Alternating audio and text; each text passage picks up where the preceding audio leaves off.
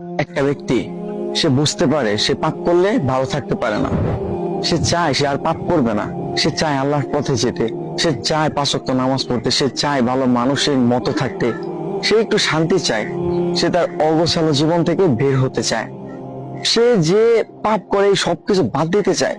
কিন্তু এরপরও মানুষের ধোঁকা, নিজের পরিবেশ, শয়তানের ধোঁকা, নিজের নফসের ধোঁকা, এই সবকিছু মিলে পাপ করে ফেলে।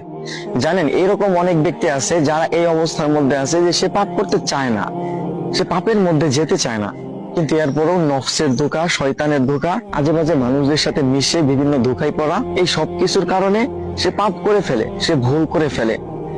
কিন্তু একটা মানুষ সে যখন ভুল করবে আবার তওবা করবে, আবার ভুল করবে, আবার তওবা করবে, এই মানুষটা যদি এইভাবে চালায় যাইতে থাকে এবং একটা সময় গিয়ে হয়তো আল্লাহ তাআলা চাইলে সে একদম পাপ থেকে মুক্ত হয়ে যাবে, সে একদম ভালো হয়ে যাবে। একটা সময় সে একদম পাপ ছেড়ে দিবে। একটা মানুষ সে পাপ করতেছে, কিন্তু সে যে পাপ করতেছে এটা সে ভাবতেছে না, এটা ভুলটাকে সে ভুল মনে করতেছে না, পাপটাকে সে পাপ মনে করতেছে না।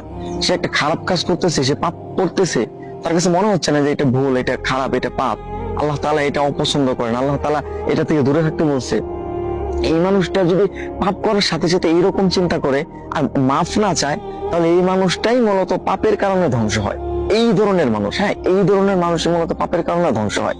কিন্তু যেই মানুষগুলা পাপ করে আবার আল্লাহ তাআলার কাছে মাফ চায়, সে পাপের জন্য তওবা করে, সে আল্লাহ তাআলার দিকে ফিরে যেতে চায়, এই ধরনের মানুষ ইনশাআল্লাহ একটা সময় গিয়ে সে ধীরে ধীরে ধীরে ধীরে যখন পাপ করে আবার আল্লাহ তাআলার কাছে মাফ চায়, তখন এই যে তার এইভাবে চলতে থাকে, তখন না সে একটা সময় গিয়ে বুঝতে পারে যে আসলে পাপ করার যে খারাপ প্রতিক্রিয়াগুলো আছে সেইগুলা কি। প্রত্যেকটা পাপ আর প্রত্যেকটা খারাপ কাজের বাজে একটা প্রভাব আপনার আপনার জীবনের উপর পড়বেই পড়বে। সুতরাং আপনি পাপ করতেছেন, আপনি ভুল করতেছেন, আপনি ভালো হতে চাচ্ছেন, এইটা একটা ভালো অভ্যাস যে